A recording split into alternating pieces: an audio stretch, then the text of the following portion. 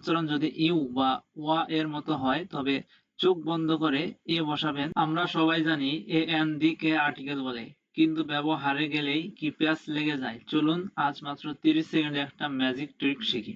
এ বনাম এন। স্কুলে শিখেছেন vowel A E I O U থাকলে এন বসে। এই নিয়ম আজ থেকে ভুলে যান। মনে রাখবেন, শব্দ নয়, আসল খেলা সাউন্ড বা উচ্চারণে। ইউনিভার্সিটি বানাতে প্রথমে ইউ আছে, যা একটা ভাওয়েল, কিন্তু উচ্চারণ হচ্ছে ইউ এর মতো। তাই এখানে এন নয়, বসবে এ ইউনিভার্সিটি।